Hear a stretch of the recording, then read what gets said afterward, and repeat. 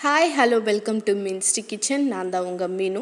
இன்றைக்கி நம்ம பார்க்க போகிறது இன்ஸ்டன்ட் பிரெட் ஊத்தாப்பம், அதாவது திடீர்னு செய்கிற ஊத்தாப்பம். இது வந்து பிரெட் வச்சு நம்ம செய்ய போகிறோம். அதுக்கு நான் ஒரு 12 ஸ்லைஸ் பிரெட் எடுத்திருக்கேன். நான் ஒரு 3 பேருக்கு.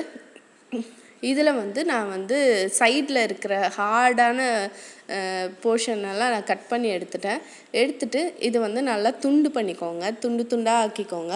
இது செய்கிறதுக்கு எனக்கு மேக்ஸிமம் ஒரு 10 நிமிஷம்தான் ஆகும்.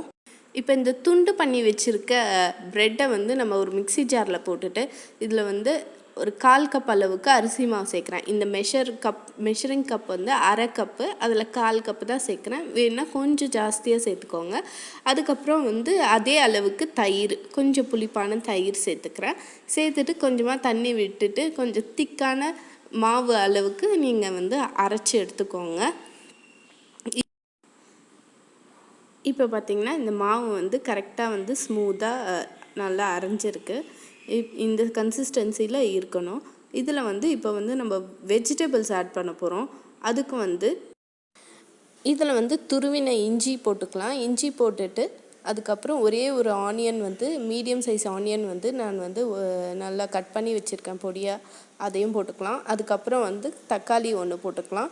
அதுக்கப்புறம் கேரட் போட்டுக்கலாம். கேரட் துருவினது.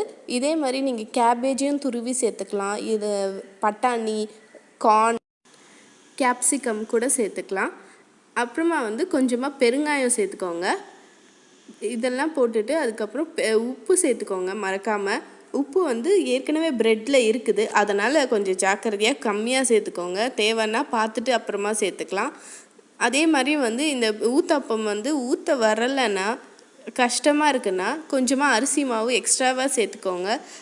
ஏன்னா ரொம்ப சாஃப்டாக இருக்கும் ப்ரெட் போட்டதுனால.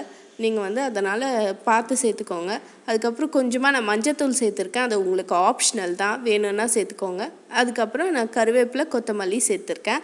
இப்போ தவா வச்சுட்டு சின்னதாகவே ஊற்றிக்கலாம். ஏன்னா ப்ரெட்டு ஊத்தப்பம்ன்றதுனால சாஃப்டாக இருக்கும். அதை திருப்பி போடும்போது உங்களுக்கு பிஞ்சி வந்துடும். அதனால் நான் சின்னதாக ஊற்றிக்கிறேன். அதுதான் ஏற்கனவே சொன்ன மாதிரி. ரொம்ப சாஃப்டாக இருக்கிற மாதிரி தெரிஞ்சிச்சுன்னா கொஞ்சம் அரிசி மாவு சேர்த்துட்டிங்கன்னா கரெக்டாகிடும்.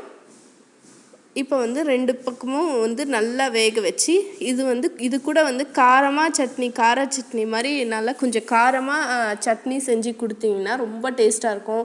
கெஸ்ட்டுக்கெலாம் ரொம்ப பிடிக்கும், குழந்தைங்களுக்கும் ரொம்ப பிடிக்கும். இது பிரேக்ஃபாஸ்ட்டுக்கும் நல்லாயிருக்கும். செஞ்சு பார்த்து